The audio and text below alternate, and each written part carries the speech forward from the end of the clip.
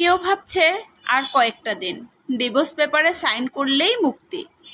কেউ কেউ আবার একটা সম্পর্ক টিকিয়ে রাখার জন্য অবিরাম যুদ্ধ করে চলেছে। কেউ সদ্যজাত সন্তানকে ডাস্টবিনে ফেলে দিয়ে দায়মুক্ত হতে চাচ্ছে, আবার কেউ একটা সন্তানের জন্য সারাটা জীবন হাহাকার করছে। কেউ বছরে কতজন ভালোবাসার মানুষ বদলে ফেলেছে, কেউ আবার তার ভালোবাসার মানুষের জন্য বছরের পর বছর অপেক্ষা করে চলেছে। কেউ দামি শাড়ি হাতে পেয়ে তবুও খুশি নয়, আবার কেউ তাঁতের নতুন শাড়ির গন্ধ বারবার শুকছে। কেউ প্রিয়জনের কাছ থেকে সোনা বা হীরের চুড়ি পেয়ে খুশি নয়, কেউ প্রিয়জনের কাছ থেকে পাওয়া কাচের চুড়িতে স্বর্গের সুখ খুঁজে পাচ্ছে। কেউ লাখ টাকার ডাইনিং টেবিলে বসেও তৃপ্তি সহকারে খেতে পারছে না। কেউ পেঁয়াজ কাঁচা লঙ্কা গুছলিয়ে গোগ্রাস ভাত খেয়ে ফেলছে। কারো দামি খাটে শুয়েও ঘুমের ওষুধ খেতে হচ্ছে।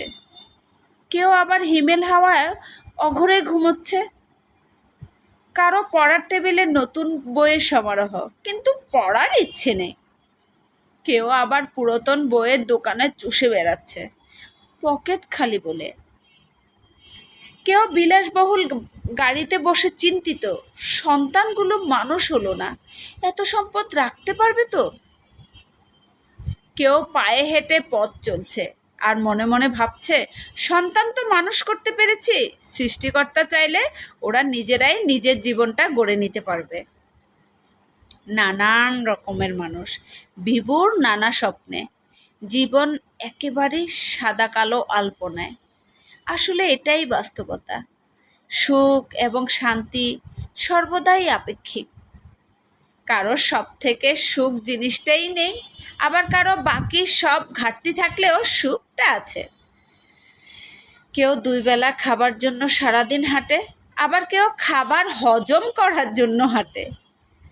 জীবন যেখানে যেমন, ঠিক না? আসলে জীবনটা আসলে মরীচিকার মতো। আমরা এই ছোট্ট জীবনের জন্য কত কি না করি, ঠিক না? এই জীবনটাকে অল্প কিছু সময়ের জন্য আমরা এই পৃথিবীতে এসেছি। এই অল্প কিছু সময়টাকে আমরা একটু উপভোগ করে যাই। আত্মীয় স্বজন, স্বামী স্ত্রীর বন্ধন, সন্তান কিংবা ভাই বোনের সম্পর্কগুলো একটু চেষ্টা করেন না একটু ভালো রাখতে, মজবুত রাখতে। কারণ ছোট্ট জীবনটা পুড়িয়ে যেতে বেশি একটা সময় লাগে না, কারণ সময় বড্ড বেইমান।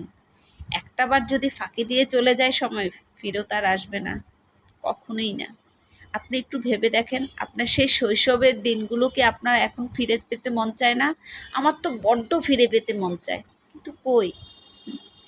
তবে হ্যাঁ, এই যে আমাদের এই যে উপর নিচ যে ব্যবধান, গরিব মধ্যবিত্ত কিংবা নিম্নবিত্ত, এই ব্যবধানটা আসলে তখন থাকে না যদি আমাদের মন মানসিকতা ঠিক থাকে।